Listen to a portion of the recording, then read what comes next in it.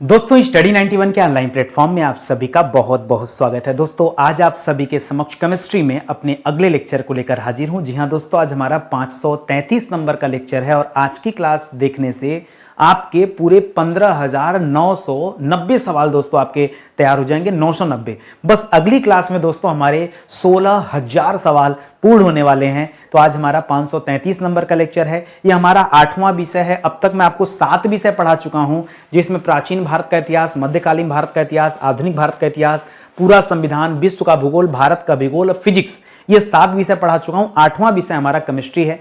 आज का जो हमारा टॉपिक है, ये टॉपिक है साबुन एवं साबुनीकरण। ठीक है, साबुन एवं साबुनीकरण से बहुत अच्छे अच्छे सवाल आपसे पूछे जाते हैं। आज की क्लास आप देखिए, आनंद आ जाएगा। हाँ, ये क्लास भी अपने आप में थोड़ा टेक्निकल क्लास है, मतलब ऐसे प्रश्न जो परीक्षा में आते हैं तो ज्यादातर बच्चे उन्हें छोड़ देते हैं। क्यों? क्योंकि हल करने की हिम्मत उनके पास नहीं होती, वो कभी पढ़े नहीं होते हैं, उनको क्लास में भी कभी नहीं पढ़ाया जाता है। इसलिए आज की क्लास आपके लिए बहुत ज्यादा इंपॉर्टेंट है। ठीक है, अगर आपको क्लास पसंद आए तो आपसे हाथ जोड़कर विनम्र निवेदन है कि आप हमारे ऐप को डाउनलोड करके हमारी क्लास का जो हमारा पेड कोर्सेज है उसका डेमो जरूर देखिए। परचेज मत कीजिए, लेकिन डेमो जरूर देखिए। डेमो देखने से फायदा ये मिलेगा कि भविष्य में कभी भी आपको महसूस होगा कि हमें क्लास परचेज करना है तो एक बार आप जरूर स्टडी 91 को याद करेंगे और एक क्लास ज्वाइन करेंगे। ठीक है, सवालों को स्टार्ट किया जाए। देखिए सवाल बहुत बड़े बड़े रहेंगे, ऐसे 2-2, 3-3 लाइन के सवाल लेंगे, लेकिन आपको भयभीत जरा भी नहीं होना है।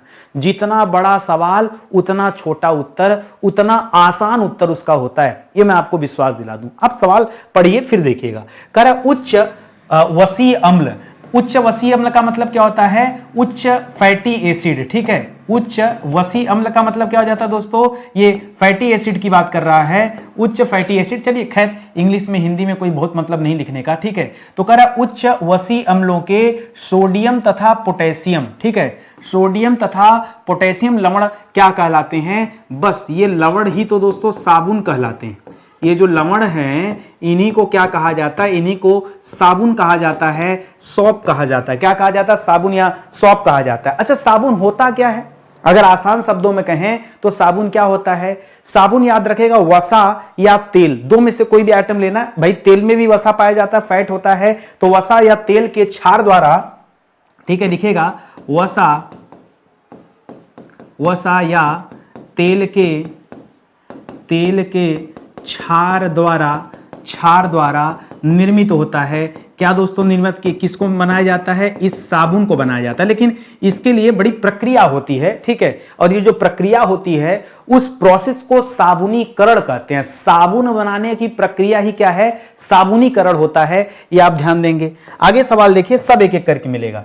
कह रहा एसिटिक अम्ल, ओलिक एसिड और पॉमिटिक अम्ल किस तरह के अम्लों के उदाहरण हैं? कह रहा है ये सब जो है दोस्तों ये कैसे अम्ल हैं? तो ये सब जो है उच्च वसीय अम्ल के उदाहरण हैं। किसके हैं? उच्च वसीय अम्ल के उदाहरण माने जाते हैं। ये आप याद रखेंगे। वैसे मैं आपको बता दूं, जो आपको याद आ रहा है कि सर हमने तो पढ़ा था कि जो ये एसिटिक एसिड है, ठीक है, जो ये लिखा हुआ है पहला वाला एसिटिक अम्ल, हमने तो पढ़ा था सर एसिटिक अम्ल एक तरह का कार्बनिक अम्ल होता है। जी हाँ, एक तरह का क्या होता है? यह कार्बनिक अम्ल होता है। कार्बनिक अम्ल के साथ साथ यह उच्च वसीय अम्ल भी है, हाई फैटी एसिड भी है दोस्तों। कौन सा? ये एसिटिक अम्ल जो है। ठीक है, इसी तरह से दोस्तों जो ये दे रहा है ओलिक एसिड और पॉमिटिक एसिड। ठीक है, ये जो दिख रहा है ओलिक एवं पॉमिटिक। ठीक है, ओलिक एवं पॉमिटिक एसिड कहिए, अम्ल चाहिए। ठीक है, ये दोस्तों किस तरह का माना जाता है? इसको फैटी एसिड कहा जाता है। ठीक है, इसको क्या कहा जाता है? फैटी एसिड, फैटी अम्ल कहा जाता है। जो आप कहते थे कि फैटी, ये सब के सब कुल मिला जुला के ये उच्च फैटी एसिड कहे जाते हैं, उच्च वसीय अम्ल कहे जाते हैं, जिनसे साबुन का निर्माण होता है। इन्हीं से दोस्तों, इनके बिना साबुन का निर्माण संभव नहीं है। ठीक है, तो साबुन में हमेशा फैटी एसिड का यूज करते हैं, इनके बिना साबुन का निर्माण संभव नहीं है। कर वसाओं को किसके साथ गर्म करने पर, वसाओं को क्या करना पड़ता है, गर्म करना पड़ता है।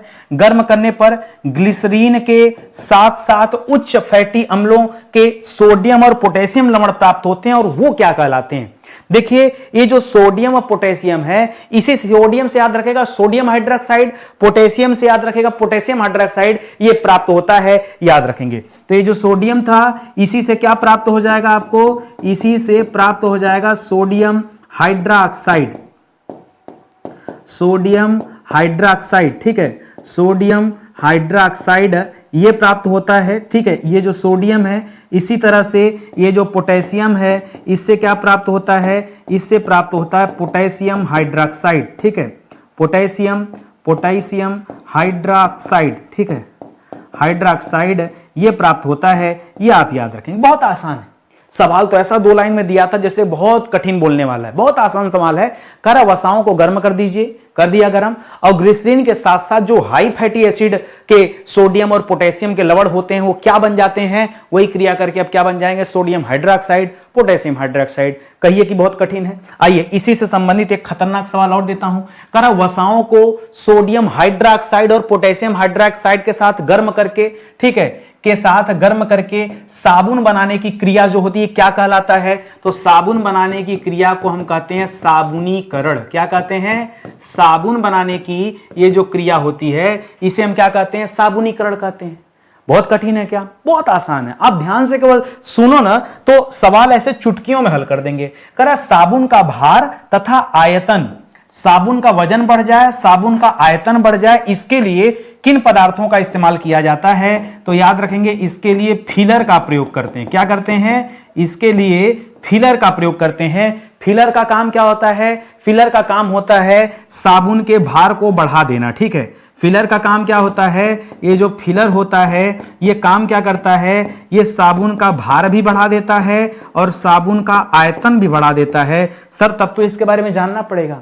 एक्चुअली में सर फिलर कोई फिलर माने भर दिया जाने वाला, फिलर कुछ पदार्थ होते हैं। जैसे दोस्तों अगला सवाल देखिए इसी पर बेस्ड है, सुनिएगा अगला सवाल क्या लिख रहा है।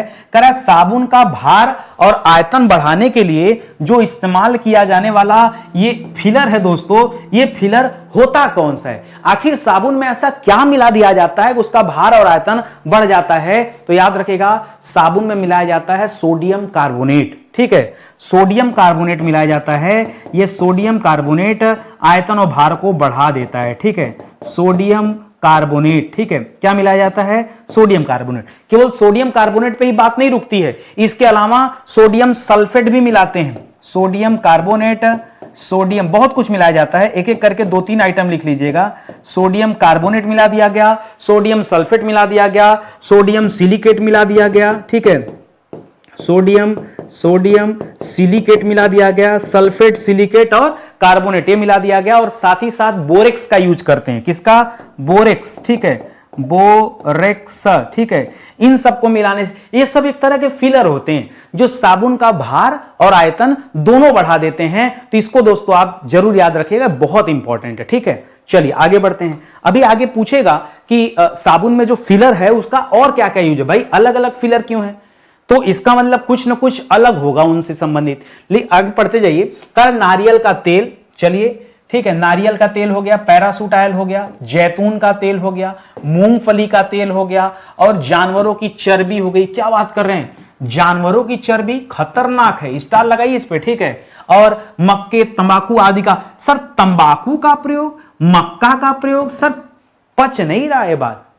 क्या क्या साबुन बनाने में तंबाकू, मक्का इन सब का यूज होता है, जानवरों की चर्बी यूज की जाती है, हाँ की जाती है, तो ठीक है। तो याद रखेगा साबुन बनाने हेतु, ठीक है, साबुन के निर्माण हेतु इन सभी का यूज किया जाता है। अरे परेशान मत होइए, एक बात बताइए, वसा चाहिए होता है फैट, ये फैट कहां से मिलेगा, क्या ये फैट जानवरों की चर्बी से नहीं लिया जाएगा, जानवरों की चर्बी से फैट नहीं लिया जाएगा, तो काहे इतना मुंह आके सवाल पढ़ रहे हो, ठीक है। अरे होता है प्रयोग भाई, आप पढ़ने आए हैं तो ज्यादा कष्ट में न रहिए, सीधे सीधे क्वेश्चन सुनिए, जवाब सुनिए। करा सख्त और सस्ता साबुन बनाने के लिए किस पदार्थ का उपयोग किया जाता है। करा सख्त हो मतलब कठोर हो और सस्ता भी हो, तो हम किसका यूज करते हैं? अपने भाषा में हम कहते हैं कि हम कास्टिक सोडा का यूज करते हैं, ठीक है। हम किसका यूज करते हैं? हम कास्टिक सोडा का यूज करते हैं। लेकिन जब आप रसायन विज्ञान की भाषा में आते हैं तब कास्टिक सोडा नहीं बोलते हैं, इसको सोडियम हाइड्रोक्साइड बोलेंगे, यही कास्टिक सोडा। अब इसे आप क्या बुलाएंगे? रसायन की भाषा में इसे सोडियम हाइड्रोक्साइड कहेंगे, ठीक है। सोडियम हाइड्रोक्साइड कहेंगे, ठीक है, ठीक है। अरे भाई, हाई फैटी एसिड को गर्म किया जाता था सोडियम के साथ तो सोडियम हाइड्रोक्साइड मिलता था। तो ये सोडियम हाइड्रोक्साइड जो है यही तो कास्टिक सोडा है। तो कास्टिक सोडा कहीं लिखा हो तो आप उसे सोडियम हाइड्रोक्साइड ही समझिएगा। और सोडियम हाइड्रोक्साइड या कास्टिक सोडा का काम क्या है? ये सस्ते साबुन, जो सस्ते क्वालिटी के साबुन होते हैं, डिटर्जेंट वगैरह में ये सब इस्तेमाल किया जाता है। आप कभी देखिए जो कपड़े धुलने का साबुन है, आप कभी उसे नहाइए, आपके घर वाले अरे इससे मत नहा यार, ये कास्टिक सोडा, इससे कहां नहा रहे, इससे नहीं नहाया जाता है। हम साबुन जो अपने शरीर में लगाते हैं मुलायम साबुन होता है, वो सख्त नहीं होता, मुलायम होता है। फिलहाल इसको याद रखेंगे। अब अगला सवाल हमारा वही आ गया कि मुलायम साबुन इसी तरह से आपको बनाना है, ठीक है। मुलायम साबुन बनाने में दोस्तों किस पदार्थ का यूज करते हैं? तो यूज तो करते हैं पोटास का। किसका यूज करते हैं? पोटास का। और ये पोटास कुछ और नहीं है, ये जो पोटास है ये पोटेशियम हाइड्रोक्साइड है। क्या है दोस्तों? यह पोटेशियम हाइड्रोक्साइड है। ये आप दोस्तों याद रखेंगे, ये आपके लिए अच्छा सवाल हो जाएगा। पोटास या पोटेशियम हाइड्रोक्साइड, ये दोस्तों शब्द मिलेगा मुलायम साबुन के लिए। तो कभी अगर सख्त या कठोर लिख रहा, मान ली यहां सख्त की जगह क्या दे दे? कठोर साबुन, ठीक है, तो भी आप समझ जाएगा सख्त या कठोर साबुन के लिए कास्टिक सोडा और मुलायम वालों के लिए पोटेशियम हाइड्रोक्साइड। कास्टिक सोडा को ही सोडियम हाइड्रोक्साइड कहते हैं और बाकी पोटास वाले को पोटेशियम हाइड्रोक्साइड कहते हैं। तो ये वाली बात भी आप याद रखेंगे, कोई समस्या नहीं ना। आगे बढ़िए। करा सस्ती वसाओं, ठीक है, सस्ती वसाओं यानी सस्ते क्वालिटी का जो फैट होता है, जैसे महुआ का तेल इस्तेमाल कर लिया, रेजिन का तेल आदि इस्तेमाल कर दिया, जो सस्ते वाले मिलाते हैं, इनसे क्या बनता है? ठीक है, अब सुनिएगा ध्यान से। अगर सस्ते जो है साबुन ले रहे हैं, उनसे क्या बनता है? नहाने वाला साबुन तो नहीं बनेगा। नहाने वाला सस्ते से बनाओगे, चमड़े जो है शरीर का जो त्वचा है खराब हो जाएगा। इससे वॉशिंग साबुन बनता है, ठीक है। क्या बनता है? वॉशिंग साबुन। वॉशिंग साबुन का मतलब क्या है? कपड़े धुलने का, ठीक है, कपड़े धुलने का साबुन। जो कपड़े धुलने वाले साबुन होते हैं, डिटर्जेंट होते हैं, उनका निर्माण दोस्तों सस्ती वसाओं वाले जो है, सस्ती जो फैटी एसिड होता है उनसे किया जाता है, जैसे महुआ के तेल वगैरह और फिर रेजिन का तेल वगैरह इस्तेमाल कर लिया गया। कर अच्छी गुणवत्ता वाले, सुनिएगा, अच्छी गुणवत्ता वाले साबुन मुख्य रूप से, सबसे अच्छी गुणवत्ता वाला साबुन किसे कहा जाता है? आपको बता दूंगा, अब मुस्कुराओगे जरूर। बताओ, सबसे अच्छी गुणवत्ता वाला साबुन सर जिससे चेहरे पे लगाते हैं? नहीं सर, फेस वॉश नहीं, टॉयलेट सॉप। आप परेशान हो जाएंगे, क्या बात कर रहे हैं सर, इसका नाम ही है टॉयलेट सॉप, ठीक है। टॉयलेट सॉप जो होता है दोस्तों, ये सबसे अच्छी क्वालिटी का होता है। क्यों दोस्तों? ये तो कहता है 100% कीटाणुनाशक नहीं, ठीक है। 100% क्या होता है दोस्तों? ये कीटाणुनाशक होता है। तो बताइए ये क्वालिटी में हाई होगा कि नहीं? आप मुझे बताओ, क्योंकि इसमें हाई फैटी एसिड का इस्तेमाल किया जाता है, ठीक है। उच्च वसाओं द्वारा निर्मित, ठीक है, उच्च वसाओं द्वारा, उच्च वसी अम्ल लिखिए, ऐसे नहीं, वसाओं द्वारा नहीं, उच्च वसीय अम्ल द्वारा निर्मित, ठीक है, द्वारा यह निर्मित होता है, ठीक है। कौन सा? Toilet shop. इस वजह से, और ऊपर से दोस्तों इसमें बहुत सारे ऐसे एलिमेंट और मिलाए जाते हैं जो कीटाणुनाशक होते हैं, तो ये भी याद रखेंगे। तो व्यक्तिगत सफाई के लिए इसका यूज किया जाता है। गुणवत्ता का मतलब क्या है? यहां व्यक्तिगत सफाई की बात हो रही है, ठीक है। व्यक्तिगत सफाई के लिए इसका इस्तेमाल किया जाता है, ये आप याद रखेंगे। अगला सवाल करा, कौन से साबुन त्वचा को नुकसान नहीं पहुंचाते? तो कौन से साबुन है दोस्तों? वो यही टॉयलेट सॉप तो है, ठीक है। यही जो टॉयलेट सॉप है, ये कभी त्वचा को नुकसान नहीं पहुंचाता। अरे भाई, ये तो कीटाणुओं के नाश के लिए बना है कि इसको लगाने से जर्म्स जो होते हैं, कीटाणु जो होते हैं, बैक्टीरिया तक खत्म हो जाते हैं। तो ये नुकसान काहे पहुंचाएगा? ये तो और अच्छा कर रहा है ना। तो ये बात आप यहां पे जो है ध्यान में रखेंगे, ठीक है। और आगे बढ़िए, अगला सवाल कर रहा है, टॉयलेट साबुन को अल्कोहल, और सर शराब, अल्कोहल का मतलब शराब, हाँ, चलिए, टॉयलेट साबुन को अल्कोहल में घोलकर निस्पंदन को वाष्पित करके दोस्तों कौन सा साबुन बनाया जाता है? इससे ट्रांसपेरेंट साबुन बनता है, जिसे आप पारदर्शी साबुन कहते हैं। क्या कहते हैं? जिसे आप पारदर्शी साबुन कहते हैं। याद रखिएगा कैसे निर्माण होता है। ये टॉयलेट सोप को ही अल्कोहल के साथ पहले क्या किया, उसको घोल करके उसका निस्पंदन करके फिर दोस्तों उसको वाष्पित करके बनाया जाता है। तो पारदर्शी का मतलब क्या हो गया? ट्रांसपेरेंट हो गया, ये आप याद रखेंगे। और अल्कोहल के रूप में इथेनॉल का इस्तेमाल किया जाता है। ठीक है, ध्यान दीजिएगा। अल्कोहल के रूप में किसका इस्तेमाल करते हैं? इथेनॉल का प्रयोग दोस्तों यहां पे किया जाता है। तो ये भी याद रखेंगे। क्या पता है अल्कोहल आप समझ जाएं कि सर एक काम करते हैं, लाते हैं बाहर से शराब खरीदकर उसको मिला के खुदे बना लेते हैं। ठीक है, तो ऐसे नहीं बनता है, उसकी अपनी एक प्रक्रिया होती है। कह रहा है कौन से साबुन में ग्लिसरॉल होता है? ठीक है, देखिए ऐसे तो पूछेंगे तो बहुत सारे साबुन में ग्लिसरॉल पाया जाता है। आप ये पारदर्शी साबुन का ही एग्जांपल ले लो। ये जो पारदर्शी साबुन है जिसे आप ट्रांसपेरेंट का नाम दिए हैं, ट्रांसपेरेंट, ठीक है, जिसे आप ट्रांसपेरेंट सॉप कर रहे हैं, ये भी दोस्तों इसमें भी ग्लिसरॉल यूज किया जाता है। या फिर एक अलग से साबुन भी होता है जिसको ग्लिसरॉल साबुन बोलते हैं। ठीक है, ग्लिसरॉल सॉप बोलते हैं। ठीक है, उसमें भी दोस्तों पाया जाता है। इसके अलावा जो सेविंग क्या होता है, जो सेविंग साबुन होता है, सेविंग फोम वगैरह वाला जो साबुन होता है, ठीक है, झाग जो बनाता है वो भी दोस्तों इसी श्रेणी में आता है, उसको सेविंग साबुन बोलते हैं। उसमें भी बहुत ज्यादा मात्रा में ग्लिसरॉल। देखिए ग्लिसरॉल का काम क्या, मैं आपको बता दूं, ग्लिसरॉल का एक ही काम है, झाग उत्पन्न करना। क्या करना? झाग उत्पन्न करना, ये दोस्तों इसका मुख्य काम है। तो आप ध्यान दीजिएगा कि ये झाग कैसे पैदा होगा। और आप भी देखते हैं कि कौन सा साबुन कितना ज्यादा झाग दे रहा है। जो जितना अच्छा झाग देगा, ठीक है, और जितना अच्छा उसका स्मेल होगा वो उतना ज्यादा दोस्तों पॉपुलर होगा। ठीक है, करें किस साबुन में? करें ग्लिसरॉल और गम डाल करके। ठीक है, ग्लिसरॉल और गम डालकर सेविंग साबुन दोस्तों बना दिया जाता है। ठीक है, तो किसमें दोस्तों ग्लिसरॉल या गम डालकर सेविंग साबुन बना दिया जाता है? टॉयलेट साबुन में। टॉयलेट साबुन से ही पारदर्शी भी बनता है और टॉयलेट वाले से ही ये भी बनता है। ठीक है, सेविंग साबुन भी बनता है। तो टॉयलेट सोप जो है दोस्तों इसी से क्या बनता है? पारदर्शी वाला भी बनता है। पारदर्शी अल्कोहल का निस्पंदन करके तैयार किया जाता है, पहले घोल करके उसका निस्पंदन कर दिया जाता है। और टॉयलेट सोप से ही आपका सेविंग साबुन भी बनता है, इसमें गम डाल करके और ग्लिसरॉल को मिला करके यह बनाया जाता है। ठीक है, एक चीज और बता दूं, मैं आपको पहले ही बता चुका कि केमिस्ट्री हमारा जो है 8वां विषय है। मैं आपको विधिवत अब तक 7 विषय पढ़ा चुका हूं, जिसमें एंशिएंट हिस्ट्री मैंने डिटेल में पढ़ा दिया, जैसे आज हम लोग पढ़ रहे हैं ऐसे ही मिडावल हिस्ट्री पढ़ा दिया, मॉडर्न हिस्ट्री पढ़ा दिया, संविधान पढ़ा दिया, इसी तरह से विश्व का भूगोल पढ़ा दिया, भारत का भूगोल पढ़ा दिया और भौतिक विज्ञान पढ़ा दिया। ये 7 विषय पढ़ा चुका हूं।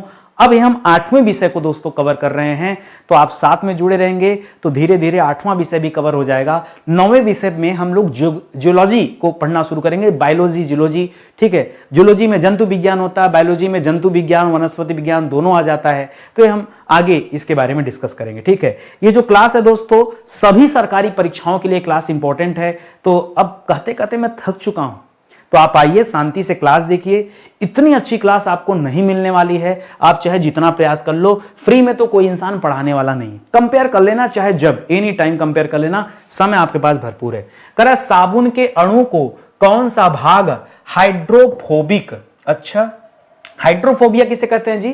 ठीक है, जब किसी को कुत्ता काट लेता है तो उसको हाइड्रोफोबिया हो जाता है, जल से डर लगने लगता है। ठीक है, याद रखेगा, कुत्ता काटने पर व्यक्ति को कौन सा रोग हो जाता है? हाइड्रोफोबिया हो जाता है। क्या हो जाता है? हाइड्रोफोबिया। और हाइड्रोफोबिया में क्या होता है? जल यानी पानी से डर लगता है। ठीक है, व्यक्ति को हमेशा लगता है कि अब हम डूब जाएंगे, अब हम मर जाएंगे, पानी में गिर गए, पानी से बहुत डर, पानी लाके रख दिए तो पागल हो जाएगा इंसान कुत्ता काटने पर, इसीलिए इंजेक्शन लगवाना पड़ता है। 13-14 इंजेक्शन लगता है कुत्ता काटने पे। ठीक है, ये हाइड्रोफोबिक दिया था इसीलिए याद आ गया, ये हाइड्रोफोबिया, हाइड्रोफोबिक। कर हाइड्रोफोबिक यानी जल प्रतिकर्षी। अब आपको बता दूं, ये जो अणु होते हैं 2 होते हैं। ठीक है, एक अणु का आगे का सिरा होता है, एक अणु के पीछे का सिरा होता है, और दोनों का अपना अपना काम होता है। ठीक है, धनायन ऋणायन इसमें भी हो जाते हैं। तो कह रहा है कि साबुन के अणु को कौन सा, साबुन के अणु को नहीं, साबुन के अणु का साबुन के अणु का कौन सा भाग हाइड्रोफोबिक यानी जल प्रतिकर्षी होता है, जो जल में नहीं घुलता है, वो भाग दोस्तों कौन सा है? इसको हाइड्रोकार्बन बोलते हैं। इस भाग को क्या कहते हैं? इस भाग को कहते हैं हाइड्रोकार्बन। और हाइड्रोकार्बन वाला जो भाग है दोस्तों, यह पूंछ वाला हिस्सा होता है। ठीक है, पूंछ वाला हिस्सा होता है, यह आप याद रखेंगे। जो हाइड्रोकार्बन होता है पूंछ वाला हिस्सा होता है, और पहले बता दिया कि जल में नहीं घुलता, तो ये वाली बात भी दोस्तों आप याद रखेंगे। ठीक है, और आगे बढ़िए। कर साबुन को गंदे कपड़े पर लगाने पर ग्रीस या तेल के कण अपने आप साबुन के अणु के किस भाग से चिपक जाते हैं? जब हम धुलाई करते, मान लीजिए कोई ऐसा गंदा कपड़ा है जिस पर ग्रीस लगा है, ग्रीस को छुड़ाना मुश्किल होता है, जिस पर तेल लगा है, तेल को छुड़ाना मुश्किल होता है, तो दोस्तों जब हम साबुन को रगड़ते हैं तो साबुन के अणु का कौन सा भाग उस तेल से जाके चिपक जाता है और उसको खींच करके कपड़े से निकाल देता है? वो कौन सा भाग होता है? इतना बढ़िया से तो हम सोचे ही नहीं थे कभी कैसे भी क्लास बन सकती है। सुनिएगा, वो यही हाइड्रोकार्बन होता है, याद रखेंगे। ठीक है, वो यही हाइड्रोकार्बन होता है। ठीक है, हाइड्रोकार्बन होता है जिसे हमने क्या कहा दोस्तों? हाइड्रोफोबिक। हाइड्रोकार्बन कहिए चाहे इसे आप हाइड्रोफोबिक कहिए, एक ही बात है। हाइड्रोफोबिक होता है, हाइड्रोकार्बन होता है, या फिर ये जो पूंछ वाला हिस्सा होता है। ठीक है, पूंछ वाला जो हिस्सा होता है, यही दोस्तों उसको निकालने का काम करता है। ठीक है, तो याद रखिएगा, जल प्रतिकर्षण को जल विकर्षण भी बोलते हैं। ठीक है, चाहे आप इसे जल प्रतिकर्षण कहिए, चाहे आप इसे जल विकर्षण कहिए। ठीक है, जल विकर्षण कहिए, यह आप याद रखेंगे। अच्छा सवाल है। ठीक है, आगे बढ़िए। और ऊपर से बता दिया कि पानी में घुलता नहीं है, क्योंकि घुल गया पानी में तो फिर तो गड़बड़ हो जाएगा। पानी निकाल देता, कपड़े से निकालता है, पानी में घुलता नहीं, बाहर चला जाएगा। जब साबुन को गंदे कपड़े पर लगाया जाता है तो साबुन के अणु का कौन सा भाग जल के अणुओं से दोस्तों चिपक जाता है? यहां पे देखिए किससे चिपक रहा था? यहां उस तेल के कण से चिपक रहा था, यहां जल के अणुओं से दोस्तों चिपक रहा है। यह जल स्नेही भाग होता है। ठीक है, क्या इसे बोलते हैं? इसे बोलते हैं जल स्नेही भाग। जिसका जल के साथ स्नेह होता है वही तो जल के साथ मिलेगा। इसको आयनिक भाग भी कहते हैं। इसको और क्या कहते हैं? इसको कहते हैं आयनिक भाग। ठीक है, आयनिक भाग भी दोस्तों इसे कहा जाता है। तो चाहे जल स्नेही कहिए, भाई जल स्नेही मतलब जल से स्नेह है, प्रेम है, मोहब्बत है, तभी तो चिपक रहा है। तो इसको आप याद रखेंगे। जनरली लोग भूल जाते हैं, ऐसी छोटी छोटी अगर आप ट्रिक बना के याद रखेंगे तो कम से कम एग्जाम टाइम में तो आपको याद हो ही जाएगा। करा साबुन के किन भागों की अलग अलग पदार्थों से क्रिया के कारण कपड़ों को साबुन में हिलाने पर कपड़े दोस्तों स्वतः जो है साफ हो जाते हैं? ऐसा दोस्तों किस कारण होता है? भाई वही कारण है ना, साबुन में दो चीजें। एक तो आपने पढ़ा कि हाइड्रोफोबिक होता है। क्या होता है? एक पढ़ा हाइड्रोफोबिक होता है, जिसको आपने कहा यह जल प्रतिकर्षण है। क्या कहा? यह जल प्रतिकर्षण है, आपने बताया। दूसरा कहा हाइड्रोफिलिक, जिसको जल स्नेहिक बोलते हैं, उसको हाइड्रोफिलिक कहा जाता है। ठीक है, क्या कहते हैं? हाइड्रोफिलिक कहा जाता है, जिसको जल स्नेही कहा जाता है। ठीक है, जल स्नेही। तो तेल वगैरह पे जाके कौन चिपकता है? ये हाइड्रोफोबिक वाला जाके चिपकता है। और जल पे जाके कौन चिपकता है? ये हाइड्रोफिलिक वाला जो है चिपकता है। ये आप याद रखेंगे। ठीक है, तो सुनिएगा ध्यान से एक चीज। ठीक है, तो ये चीजें ध्यान रखिएगा। इसी तरह से एक सवाल और दे रहा, बहुत ध्यान से आप सुनिएगा। कारण नारियल के तेल पर यदि कास्टिक पोटास नहीं होता, पोटास होता है। ठीक है, कास्टिक पोटास की क्रिया द्वारा कौन से साबुन बनाए जाते हैं? नारियल के तेल पर कास्टिक पोटास की क्रिया करा करके बनाया जाता है लिक्विड सोप। क्या बनाया जाता है दोस्तों? लिक्विड। क्या बनाया जाता है? आजकल लिक्विड सोप का दोस्तों बड़ा कल्चर है। शहरों में चले जाएंगे तो लोगों के घर में सोप नहीं मिलता, अब लिक्विड वाला मिलता है। कभी बड़े बड़े होटल वगैरह में चले जाइए, साबुन नहीं, लिक्विड देते नहाने के लिए। ठीक है, वो लिक्विड सोप दोस्तों क्या होता है? नारियल के तेल पर कास्टिक पोटास की क्रिया कराकर दोस्तों ये लिक्विड सोप जो है ये तैयार किए जाते हैं। ये आप याद रखिएगा। अच्छा सवाल ये भी हो जाएगा। और देखिए अगला सवाल। अगला दे रहा है कि लिक्विड साबुन में कितना जल होता है? अरे बाप रे बाप, ये कैसे बताया जाएगा कि लिक्विड वाले में कितना जल होता है, कितना मटेरियल होता है? भाई वैसे जल की मात्रा इसमें जो होती है 70 से लेकर 90% तक हो सकती है, और क्वालिटी वाइज दोस्तों अलग अलग होती है। लिखिएगा, गुणवत्ता के हिसाब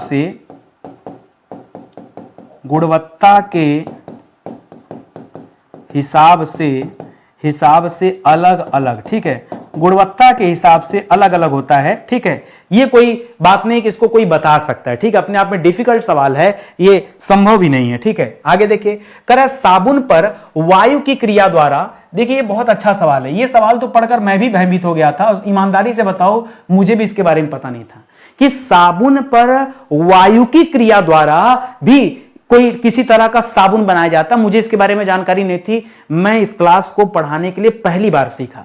जब मैं आपको कुछ सिखाता हूं ना, तो ऐसा नहीं कि मुझे सीखने को नहीं मिलता, मुझे भी बहुत कुछ सीखने को मिलता है और मजा आता है। हम बचपन में दोस्तों साबुन के झाग से बुलबुले बनाते थे और फूंक कर उड़ाते थे, ठीक है, याद है ना। अब तो मशीनें आ गई हैं, बहुत सारी मशीनें आ गई जो बुलबुले बनाती हैं, वो अपनी जगह हैं। ये मैं जिस सोप की बात कर रहा हूं, इसे फ्लोटिंग सोप कहते हैं, उड़ने वाला, तैरने वाला, ठीक है। इसे हम क्या कहते हैं, इसे हम कहते हैं फ्लोटिंग सोप, ठीक है, या फ्लोटिंग, हाँ फ्लोटिंग सोप ही लिखे, एक को हिंदी एक को अंग्रेजी में लिखने की क्या जरूरत है, फ्लोटिंग सोप बोलते हैं, याद रखेंगे। और इसी तरह से जैसे अभी लिखा है कि साबुन पर वायु की क्रिया के द्वारा साबुन बनाना, इसी तरह से आता है वायु के बुलबुलों को साबुन में फेंट करके एक साबुन बनाया जाता है। वायु को साबुन के बुलबुले में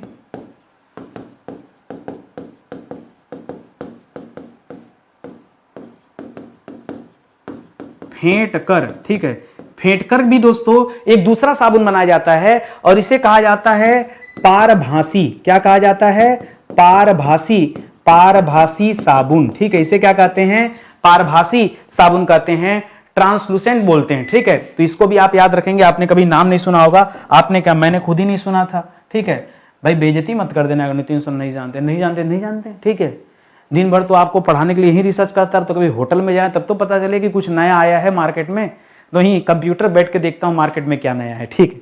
साबुन में नीला रंग डालने के लिए, ठीक है, पहले के जमाने में नील आता था, ठीक है, उजाला, उजाला किसको किसको याद है, उजाला, तो कपड़ों को नीला किया जाता था दोस्तों, बड़ा अच्छा भी लगता था। अब तो जमाना ही खत्म हो गया। तो साबुन में नीला रंग डालने के लिए दोस्तों क्या मिलाते हैं, तो प्राकृतिक रूप से तो इंडिगो पाउडर मिलाते हैं। अगर प्राकृतिक नील की बात करें, प्राकृतिक रूप से अगर आप नीला रंग चाहते हैं, तब दोस्तों इसमें मिलाया जाता था इंडिगो। क्या मिलाया जाता था, इंडिगो पाउडर दोस्तों मिलाया जाता था। और इंडिगो पाउडर मिलता किससे था, नील की खेती से। किससे मिलता था, नील की खेती, नील की खेती। और नील की खेती का अपना इतिहास रहा है, इसी कारण तो चंपारण आंदोलन हो गया।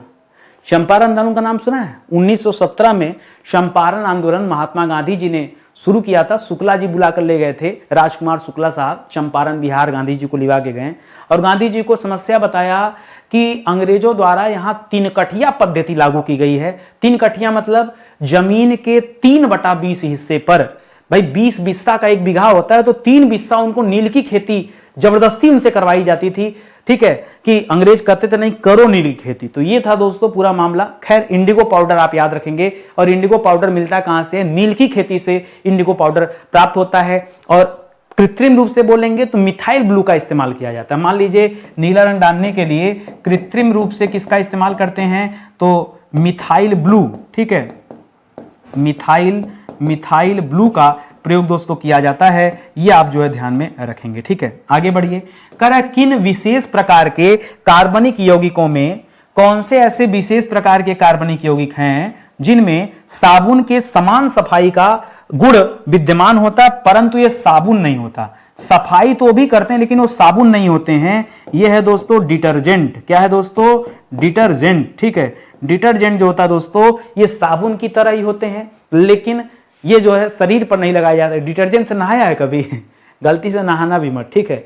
तो डिटर्जेंट बहुत खराब हो जाता है। हम लोग बताएं, होली जब होली का त्यौहार मुझे बड़ा पसंद है, ठीक है, और ऐसा होली खेलता हूं ना कि यूट्यूब पर अपलोड कर दूं तो आप भी नहीं पहचान पाएंगे। जो आप I love you, I miss you, you are great, हाँ, तुझे तेरी खुशबू से पहचान लूंगा, जो सर को इतना नज़दीकी से पहचानना चाहते हैं, कभी होली में मेरी शक्ल आप देख लेंगे ना, जिंदगी में नहीं पहचान सकते कि भैया यही नितिन सर हैं, ठीक है। इतना बुरा होली खेलते हैं, और खेलने के बाद वो छूटे। और कुछ लोग हैं ना, होली खेलने से पहले सुबह उठे नहीं, एक माँ सरसों का तेल वो लेकर पूरा शरीर में रगड़ डाले, पूरा कि हमारा तेल जो है बचा ले मेरे, मैं काम नहीं। अरे यार, एक दिन तो होली का त्यौहार आता, उसमें भी तेल लगा के होली खेलो तो क्या मजा है।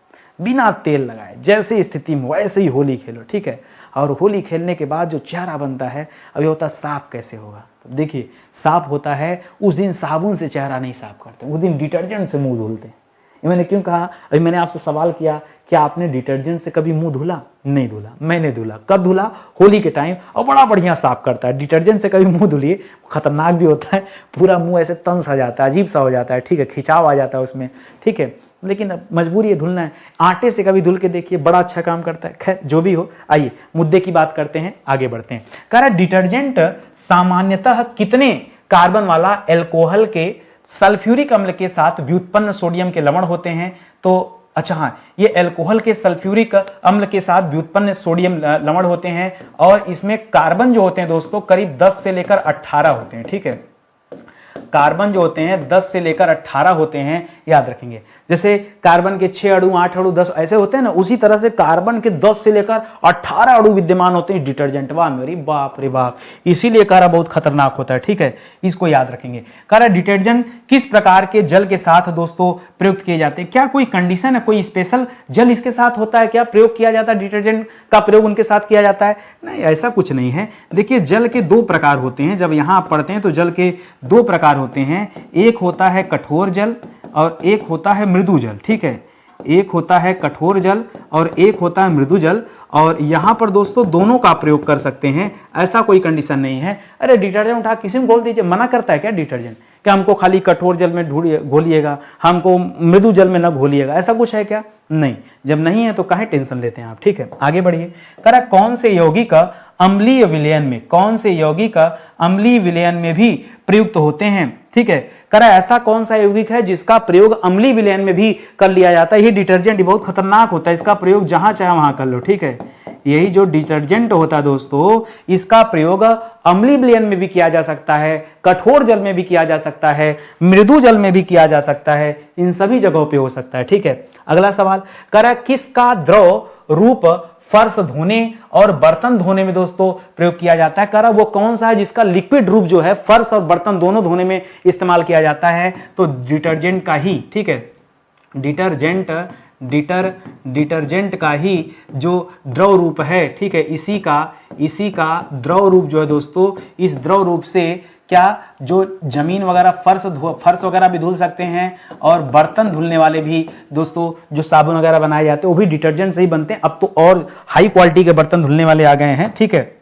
आगे देखिए, कह रहा साबुन को तेजी से सूखने से रोकने, यहां पे दो उत्तर होगा आपका, ठीक है, याद रखिएगा। सूखने से रोकने के लिए, सूखने से रोकने हेतु, ठीक है, किसका इस्तेमाल किया जाता है? और झाग बनाने के लिए, ठीक है, कि ज्यादा से ज्यादा झाग बने, ठीक है, झाग बनाने हेतु किसका इस्तेमाल किया जाता है? दोनों दो उत्तर है, ये आप जानिएगा। भाई साबुन तेजी से सूखे ना, भाई गीला रहेगा तभी तो लगाएंगे, फटाक से सूख जाएगा तो क्या? सूखने से रोकने के लिए दोस्तों किसका यूज होता है? तो इसके लिए ग्लिसरॉल का यूज किया जाता है, ठीक है। किसके लिए? ग्लिसरॉल, ठीक है। इस बार आपका उत्तर बदल रहा है, देखिए ग्लिसरॉल क्या करता है? उसको सूखने से बचाता है, ठीक है। और झाग बनाने के लिए दोस्तों किसका यूज करते हैं? ठीक है, सोडियम लिखिएगा, झाग बनाने के लिए सोडियम रोजिनेट, ठीक है। सही बोल रहा हूं कि गलत? हाँ ठीक है। थोड़ा बहुत देखिए, कहते हैं ग्लिसरॉल होने से झाग बहुत पीछे मैंने शायद कहीं बोला बहुत ज्यादा झाग बनता है ना, ज्यादा नहीं कम बनता है और अच्छा झाग बनता है। आप ध्यान दीजिएगा, जो डिटर्जेंट होता है उसमें बहुत झाग बनता है, नहाने वाले साबुन में डिटर्जेंट की अपेक्षा कम झाग बनता है, ध्यान दीजिएगा कभी इस बात को, ठीक है। तो ग्लिसरॉल में झाग बहुत ज्यादा नहीं बनता, मैंने कहीं बोल दिया था पीछे, उसको आप एडिट कर लीजिएगा, ठीक है, मैं ढूंढ नहीं पाऊंगा। ये जो झाग बनता है ये बनता है सोडियम रोजिनेट की वजह से। किसकी वजह से? रोजिनेट की वजह से, सोडियम रोजिनेट की वजह से बनता है, याद रखेंगे। तो ये झाग के लिए महत्वपूर्ण है, ठीक है, ये आप याद रखेंगे। अगला सवाल कह रहा है सौंदर्य प्रसाधन जितने भी होते हैं, इन उत्पादों के परिरक्षण, ठीक है, के रूप में किसका इस्तेमाल किया जाता है कि ये ज्यादा समय तक चलें, उनके परिरक्षण किया जाए, इसलिए सोडियम बेंजोएट का उपयोग किया जाता है। किसका उपयोग किया जाता है? सोडियम बेंजोएट, ठीक है, बेंजोएट, ठीक है, सोडियम बेंजोएट का इस्तेमाल किया जाता है। नाम मिलता जुलता है ना, रोजिएट बेंजोएट, रोजिनेट बेंजोएट, ठीक है, तो नाम मिलता जुलता, इस वजह से थोड़ी नजदीकी थी तो सवाल यहां पर आ गया। अगले सवाल पर, अगला सवाल समाप्त, 30 सवाल हो गया, बड़ा जल्दी हो गया भाई, सच्ची में 30 हुआ, हो ही गया होगा। ठीक है, तो अगर आपको लगे कि स्टडी 91 पर ठीक ठाक क्लास चलती है तो फ्री वाली क्लास पढ़ रहे हो, कभी पेड में मुलाकात करो ना, फ्री में देखने के लिए बुला रहा हूं भाई, डेमो क्लास है, फ्री में देख लो। कोई इंसान डेमो नहीं देता, लोग बैच बेचने में लगे, डेमो देने की हिम्मत नहीं। मैं डंके की चोट पे कहता हूं, डेमो देखो, पसंद आए तो ज्वाइन करो, नहीं पसंद आए आगे बढ़ो। जिसका बैच ज्वाइन, जहां समझ में आता आप वहां पढ़िए। सिलेक्शन लेना है ना, कि सेल बढ़ाना है किसी का? सेल नहीं बढ़ाना, सिलेक्शन लेना आपको। तो सिलेक्शन जहां से लगे आपको कि भाई इनकी बात हमें समझ में आ रही, फला मास्टर हमको बढ़िया से समझा पा रहे, इनका कंटेंट अच्छा है, इनसे पढ़ने पर हमारा सिलेक्शन हो सकता है, बस वहीं ज्वाइन कर लीजिए। ठीक है, मैं तो बुला रहा हूं इसीलिए कि एक बार आइए, डेमो देखिए। मैं तो डेमो दे रहा हूं, पढ़िए, तब आपको समझ में आएगा। बहुत कमाल की क्लास है दोस्तों। ये हमारा एप्लीकेशन है स्टडी 91 ऑफिशियल, प्ले स्टोर से डाउनलोड कर लीजिए। सारी क्लासेस इसी पे चलती है। कोई दिक्कत है, परेशानी है, नहीं समझ में आ पा रहा है, कुछ गाइडेंस लेना चाहते हो तो हमारा हेल्पलाइन नंबर है, कॉल कीजिए। किसी वजह से कॉल नहीं पिक होता है, व्हाट्सएप पे एक प्यारा सा मैसेज लिख के दीजिए कि सर हमको ये दिक्कत है, समस्या का समाधान कर दीजिए, हो जाएगा। और कोई समस्या तो अच्छे से पढ़िए, और निवेदन है कि लाइक कमेंट शेयर जरूर कीजिएगा। बस इतना काफ़ी मेरे लिए। बहुत बहुत धन्यवाद आप सभी का। मिलते हैं अगले लेक्चर में, तब तक के लिए जय हिंद, जय Bharat. Thank you so much.